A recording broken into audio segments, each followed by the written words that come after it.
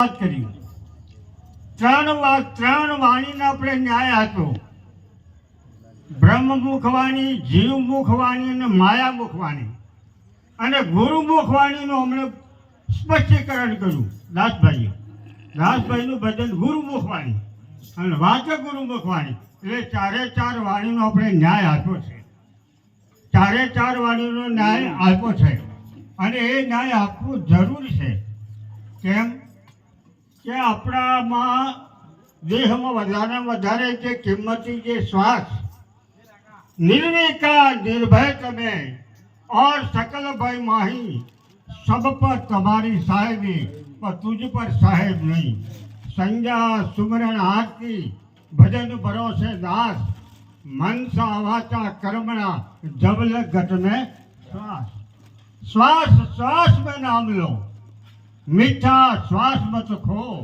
ना जानो ये श्वास को पीड़ावनो હોય કે ના હોય.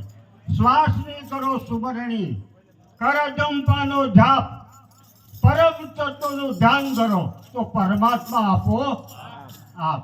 વાત કેટલી પરમ તત્વનું ધ્યાન ધરવું. પરમ તત્વ જાણવા માટે વરિષ્ઠ વિરાજમાન છે. પરમ તત્વને જાણવાના સમજવાના પુરુષો આપણે ઘણા વખતથી બહુ સમય મહાપુરુષે ધન્યવાદ ઘટે કે એમનું જે વાવેતર કરેલું જાજો એ અત્યારે સોંગો પાંગ રીતે છે. કેટલી એમની મહેનત અને એ મહેનત આપણા બસ આવી જાય લાવી રહ્યા છીએ. પરમી સજ્જનો જોડે એક નવું મકાન અને મકાન થઈ ગયા પછી વાયરિંગ કરાવ્યું બધે અને જોબ મૂકવા જેવા હતા ને બલ્બ મૂક્યા બધે, સ્વિચો ગોઠવાઈ ગઈ, આ બધું કમ્પ્લીટ થઈ ગયું. પછી મકાન માલિક હતા એ સ્વિચ દબાવ કર્યા. એટલે પેલા ભાઈ કે આટલું બધું મેં ખર્ચ કર્યો પ્રકાશ તો થતો નથી. એટલે પેલા કોન્ટ્રાક્ટર ભાઈને પૂછ્યું કે આટલી બધી મહેનત કરી છે, મને ગોળા ગાળા મળી લીધા છે, પણ પ્રકાશ કેમ નથી થતો? હજુ વાત છે, એક કામ અમારે બાકી છે, તમને ખબર ના પડે. કે હા કહો શું? કે આ છેલ્લા જે વાયર છે 3 આવે છે, ઋણ ધન અને એ ત્રણને પાવર હાઉસમાં જોડવા પડે. જો સુધી પાવર હાઉસમાં ના જોડે તો સુધી પ્રકાશ નહીં આવે.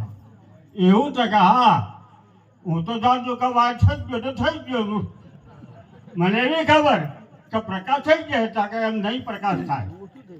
પાવર હાઉસમાં જોડવું પડે તાકે જોડો. પાવર હાઉસમાં જોડ્યા પછી તમે સ્વિચ દબાવો તો પ્રકાશ આવે.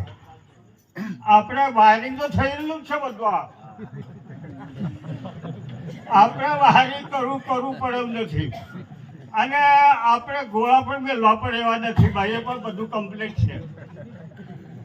ફક્ત 3 વાયર જોડવાના છે, 3 જોડવાના છે, ઈંગલા પીગલા ને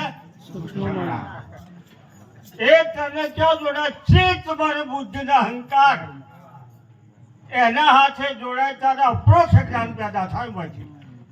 હા આ 3 જેમ આ 3 બહારના વાયર છે એમાં આપણે 3 વાયર બહારના અંદરના છે અને એને જોડીએ તો અપ્રોક્ષ જ્ઞાન પેદા થાય. એ અપ્રોક્ષ જ્ઞાન લેવા માટે